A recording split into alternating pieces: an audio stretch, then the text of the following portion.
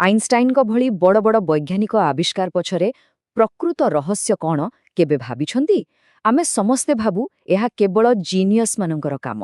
କିନ୍ତୁ ଆଜି ଆମେ ଆଲେକ୍ଜାଣ୍ଡର କ୍ରସ୍ଙ୍କ ଏକ ବହି ଆଧାରରେ ସେହି ରହସ୍ୟର ପର୍ଦ୍ଦା ଉଠାଇବା ଆଉ ଜାଣିବା ପ୍ରକୃତ ଇଞ୍ଜିନଟା କ'ଣ। ଆମେ ତ ସବୁବେଳେ ସେଇ ଗୋଟିଏ କାହାଣୀ ଶୁଣି ଆସିଛେ, ନୁହେଁ କି? ଜଣେ ବୈଜ୍ଞାନିକ ଗଛ ତଳେ ବସିଥିଲେ, ମୁଣ୍ଡରେ ସେଓ ପଡ଼ିଲା ଆଉ ବାସ୍ ଏକ ବଡ଼ ଆବିଷ୍କାର ହୋଇଗଲା।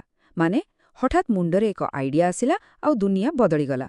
କିନ୍ତୁ ସତରେ କ'ଣ ସବୁ ଏମିତି ହୁଏ? ଚାଲନ୍ତୁ ଦେଖିବା ଏହି କାଳ୍ପନିକ କାହାଣୀ ପଛରେ ପ୍ରକୃତ ସତ୍ୟଟା କ'ଣ। ତେବେ ପ୍ରଶ୍ନଟା ସେଇଠି ଉଠୁଛି, ବୈଜ୍ଞାନିକମାନଙ୍କୁ ଏହି ସଫଳତା ମିଳେ କେମିତି?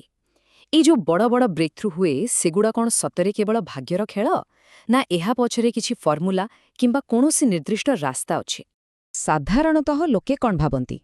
ହୁଏତ କୌଣସି ଜିନିୟସ୍ର ମୁଣ୍ଡରେ ହଠାତ୍ ବିଜୁଳି ଭଳି ଏକ ଆଇଡିଆ ଚମକିଲା, କିମ୍ବା କେବଳ ଭାଗ୍ୟ, ଏକ ଆକସ୍ମିକ ଘଟଣା ଯାହାକୁ ଆମେ ସେରେଣ୍ଡିପିଟି କହୁ।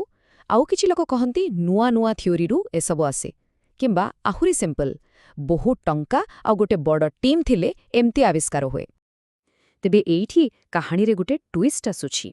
ଗୋଟେ ପଟେ ଅଛି ଆମର ପୁରୁଣା ଚିନ୍ତାଧାରା, ଯାହା କହୁଛି କି ଆବିଷ୍କାରଗୁଡ଼ିକ ହେଉଛି ରହସ୍ୟମୟ, ଏହାକୁ ଆପଣ ଆଗରୁ ଜାଣିପାରିବେନି, ଏହା କେବଳ ହଠାତ୍ ହୋଇଯାଏ।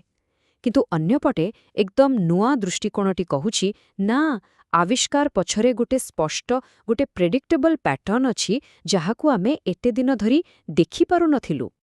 ତେବେ ସେ ପ୍ୟାଟର୍ନଟା କ'ଣ? ସେ ଗୁପ୍ତ ଫର୍ମୁଲାଟା କ'ଣ? ଆପଣ ଶୁଣିଲେ ଆଶ୍ଚର୍ଯ୍ୟ ହେବେ। ଏହାର ପ୍ରକୃତ ଇଞ୍ଜିନ୍ ବା ଚାଳକ ଶକ୍ତି ହେଉଛି ନୂଆ ଉପକରଣ। ହଁ, ସିଧା ସରଳ ଭାଷାରେ କହିଲେ, ନୂଆ ଟୁଲ୍ସ ଆଉ ନୂଆ ମେଥଡ୍ସ। କଥାଟା ପ୍ରକୃତରେ ବହୁତ ସିଧାସଳଖ।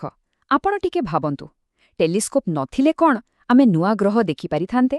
ମାଇକ୍ରୋସ୍କୋପ୍ ନଥିଲେ କ'ଣ ଡିଏନ୍ଏ କିମ୍ବା ପରମାଣୁ ବିଷୟରେ ଜାଣିପାରିଥାନ୍ତେ? ବିଲକୁଲ ନୁହେଁ।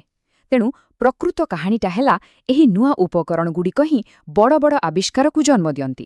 ଏଗୁଡ଼ିକ କେବଳ ସାଧାରଣ ଯନ୍ତ୍ର ନୁହେଁ, ଏଗୁଡ଼ିକ ହିଁ ହେଉଛନ୍ତି ଆବିଷ୍କାରର ପ୍ରକୃତ ଇଞ୍ଜିନ୍। ଆଉ ସବୁଠୁ ମଜା କଥା କ'ଣ ଜାଣନ୍ତି? ସମୟ ସହିତ ଏହି କନେକ୍ସନ୍ ଆହୁରି ଷ୍ଟ୍ରଙ୍ଗ ହେବାରେ ଲାଗିଛି। ଦେଖନ୍ତୁ, 1900 ଦଶକ ପୂର୍ବରୁ କ'ଣ ହେଉଥିଲା? ଗୋଟେ ଟୁଲ୍ ତିଆରି ହେଲା ଆଉ ତାପରେ ଆବିଷ୍କାର ହେବା ଭିତରେ ବହୁତ ଲମ୍ବା ସମୟ ଲାଗୁଥିଲା। କିନ୍ତୁ ଏବେ 1975 ପରଠାରୁ ଦେଖାଯାଇଛି ଯେ ଅଧାରୁ ଅଧିକ ବଡ଼ ବଡ଼ ଆବିଷ୍କାର ନୂଆ ଟୁଲ୍ ତିଆରି ହେବାର ମାତ୍ର 4 ବର୍ଷ ଭିତରେ ହେଇଯାଉଛି। ଏଇଟା ବହୁତ ବଡ଼ କଥା। ତେବେ ଏଇଠୁ ଆମ ମନରେ ଗୋଟେ ପ୍ରଶ୍ନ ଆସିବା ସ୍ୱାଭାବିକ।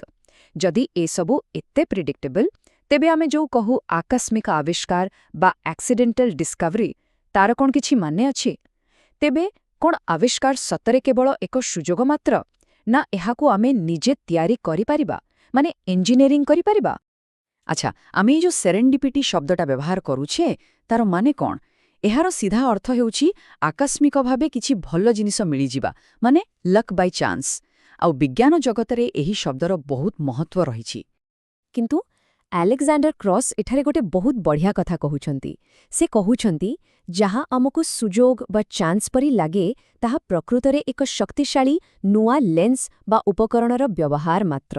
ମାନେ ଯାହାକୁ ଆମେ ଭାଗ୍ୟ ବୋଲି ଭାବୁଛେ, ତାହା ପ୍ରକୃତରେ ଏକ ନୂଆ ଟୁଲ୍ ଯୋଗୁଁ ସମ୍ଭବ ହୋଇଛି। ଏହା ସୁଯୋଗ ନୁହେଁ, ଏହା ହେଉଛି ଦେଖିବାର ଏକ ନୂଆ ଉପାୟ।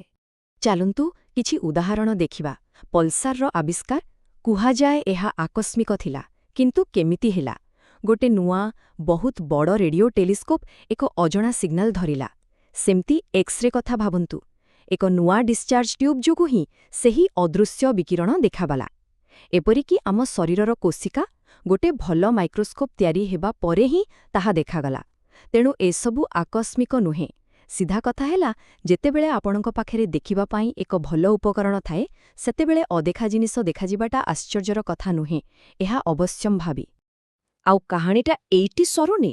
କଥାଟା ହେଉଛି, ଗୋଟିଏ ପାୱାରଫୁଲ୍ ଟୁଲ୍ କେବଳ ଗୋଟିଏ ଆବିଷ୍କାର କରି ସାରିଯାଏନି, ବରଂ ଏହା ଗୋଟେ ପରେ ଗୋଟେ ଅନେକଗୁଡ଼ିଏ ଆବିଷ୍କାରର ଏକ ଚେନ୍ ରିଆକ୍ସନ୍ ଆରମ୍ଭ କରିଦିଏ। ଏହାର ସବୁଠୁ ବେଷ୍ଟ ଏକ୍ଜାମ୍ପଲ୍ କ'ଣ ଜାଣନ୍ତି? Electron microscope. ଟିକେ ଭାବନ୍ତୁ, 1933 ମସିହାରେ ମାତ୍ର 26 ବର୍ଷରେ ଜଣେ ଗ୍ରାଜୁଏଟ୍ ଛାତ୍ର ଅର୍ନେଷ୍ଟ ରୁସ୍କା ଗୋଟେ ଏମିତି ଯନ୍ତ୍ର ତିଆରି କଲେ, ଯାହା ବିଜ୍ଞାନର ପୁରା ଇତିହାସକୁ ବଦଳେଇଦେଲା। ତେବେ ଏହି ଗୋଟିଏ ଯନ୍ତ୍ରର ପ୍ରଭାବ କେତେ ଥିଲା? କିଛି ଆଇଡିଆ ଅଛି?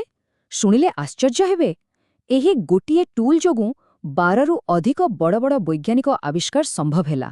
12ରୁ ଅଧିକ, ଏଥିପାଇଁ ତ କୁହାଯାଏ, ଏହା କେବଳ ଗୋଟେ ମାଇକ୍ରୋସ୍କୋପ୍ ନଥିଲା, ଏହା ଥିଲା ଗୋଟେ ପ୍ରକୃତ ଡିସ୍କଭରି ଇଞ୍ଜିନ୍। ଏହା ଯୋଗୁଁ କ'ଣ କ'ଣ ହେଲା ଦେଖନ୍ତୁ। ଜୀବବିଜ୍ଞାନରେ ପ୍ରଥମ ଥର ପାଇଁ କୋଷର ସମ୍ପୂର୍ଣ୍ଣ ଗଠନ ଦେଖାଗଲା। ଜେନେଟିକ୍ସରେ କୋଷ ଭିତରେ ଥିବା ପ୍ରୋଟିନ୍ ଫ୍ୟାକ୍ଟ୍ରି ମାନେ ରାଇବୋସୋମ୍କୁ ଦେଖିହେଲା। ଏପରିକି ଯେଉଁ ଭାଇରସକୁ ଆମେ ଆଗରୁ କେବେ ଦେଖିନଥିଲେ ତାକୁ ବି ଦେଖିହେଲା ଆଉ ତା ଉପରେ ରିସର୍ଚ୍ଚ ଆରମ୍ଭ ହେଲା।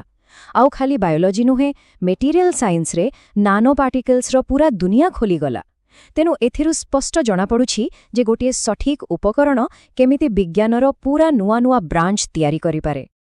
ଠିକ୍ ଅଛି, ଏସବୁ ତ ଆମେ ଜାଣିଲେ, କିନ୍ତୁ ଏହାର ମାନେ କ'ଣ? ଆମ ପାଇଁ ଏହା କାହିଁକି ଜରୁରୀ? କାରଣ ଆବିଷ୍କାରକୁ ନେଇ ଏହି ନୂଆ ବୁଝାମଣା ବିଜ୍ଞାନର ଭବିଷ୍ୟତ ପାଇଁ ଏକଦମ ନୂଆ ଏକ ରୋଡମ୍ୟାପ୍ ତିଆରି କରୁଛି। ଆଉ ଏହାର ସବୁଠୁ ଗୁରୁତ୍ୱପୂର୍ଣ୍ଣ ପଏଣ୍ଟ ହେଉଛି ବୈଜ୍ଞାନିକ ପ୍ରଗତିକୁ ଜାଣିଶୁଣି ଯୋଜନାବଦ୍ଧ ଭାବରେ ତ୍ୱରାନ୍ୱିତ କରାଯାଇପାରେ। ଯଦି ଆମେ ଜାଣିଛେ ଯେ ନୂଆ ଉପକରଣ ହିଁ ଆବିଷ୍କାରର ଚାବିକାଠି, ତେବେ ଆଉ ଭାଗ୍ୟ ଭରସାରେ ବସିବା କାହିଁକି? ଆମେ ନିଜେ ହିଁ ଏହି ପ୍ରଗତିର ଗତିକୁ ବଢ଼ାଇ ପାରିବା। ତେବେ ଏଥିପାଇଁ ଆମକୁ କ'ଣ କରିବାକୁ ପଡ଼ିବ?